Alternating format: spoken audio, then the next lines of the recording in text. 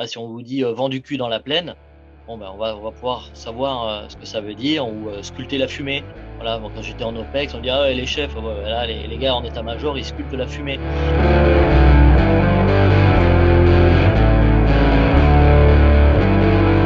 Bon, on est là pour présenter votre nouveau livre, Sébastien et Denis. Je précise dès le départ que si nous avons le même nom, nous ne sommes pas de la même famille. Non, non, mais après, si on fait des recherches, on pourrait être surpris, mais pour l'instant, pas à notre connaissance. Nous sommes tous frères. Déjà, je vais vous demander de vous présenter. On va commencer, Sébastien, à tout seigneur, tout honneur, par le papa. Est-ce que tu peux te présenter en quelques mots?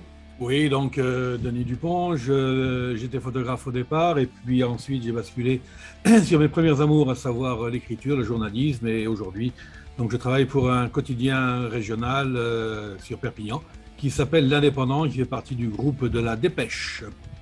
Accessoirement, en plus, tu fais des livres avec ton fils, Sébastien. Celui que l'on va présenter là à l'instant, c'est notre troisième, déjà un quatrième même, puisqu'on a fait un guide touristique sur le département, ensemble tous les deux. Alors, on va enchaîner avec toi, Sébastien. Je vais te demander de te présenter un petit peu pour ceux qui ne te connaissent pas.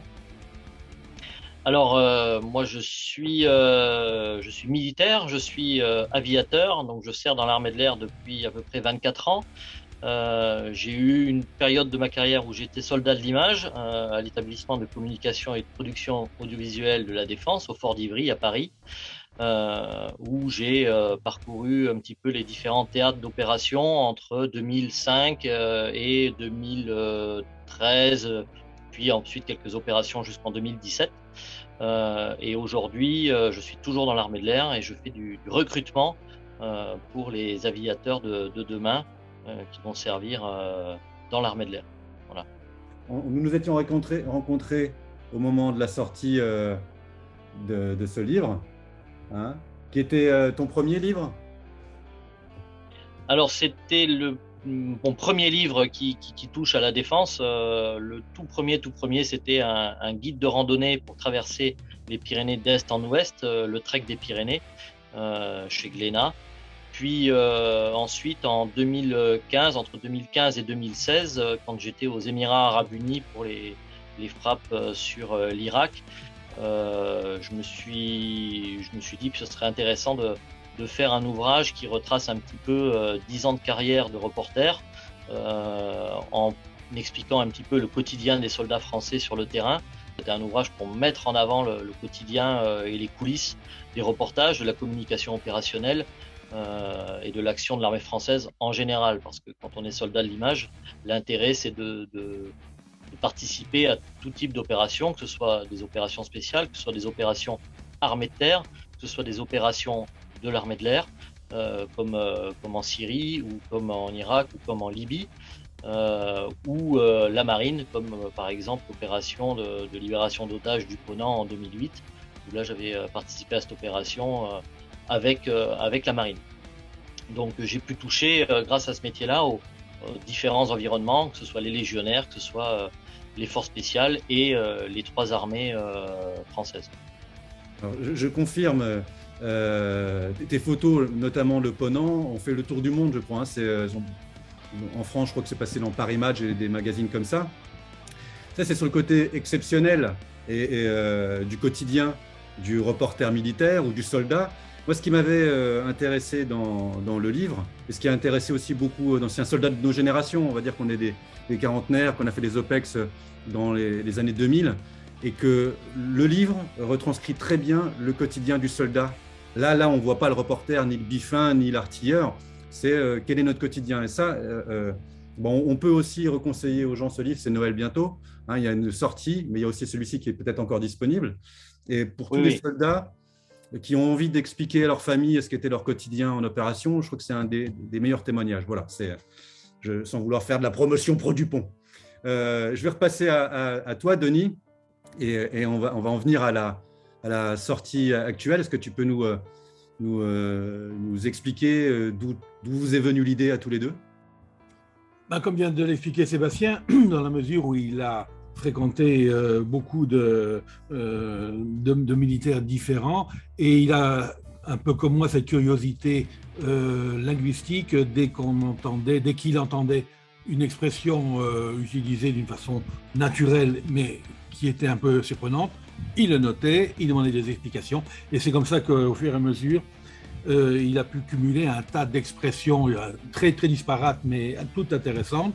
Et puis, il fallait quand même un peu les coucher sur le papier.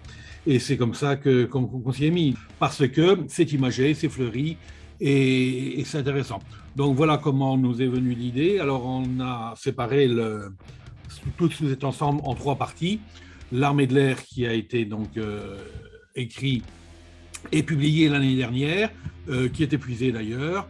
Et puis l'armée de terre là, qui sort actuellement, et on commence déjà à préparer la marine. Oui, alors pour rebondir un petit peu là-dessus, là où ça m'avait le plus frappé, c'était en Afghanistan lors des premiers rehearsals, donc le briefing avec le fameux bac à sable. C'était la première fois que j'assistais à ce type de briefing, et le vocabulaire utilisé m'avait vraiment surpris. À la fin, on pouvait presque se dire j'ai rien compris à ce qu'il raconte. Ils utilisent des termes très particuliers.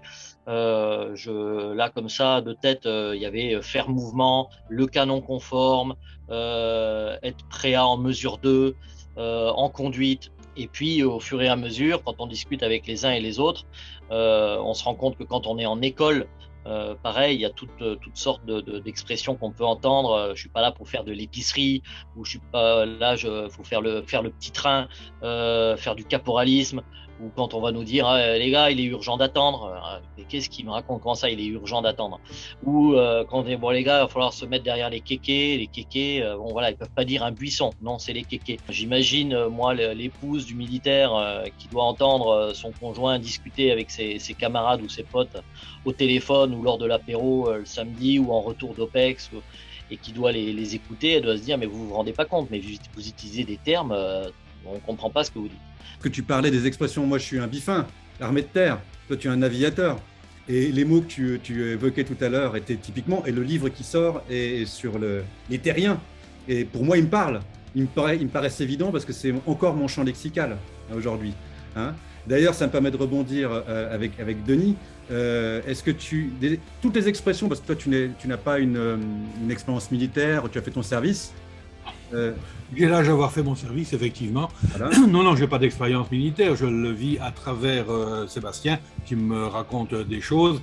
Et puis, dans ma profession aussi, je croise régulièrement des militaires, mais pour un travail journalistique qui est là, en général, les militaires se font violence pour parler un peu comme tous les civilos.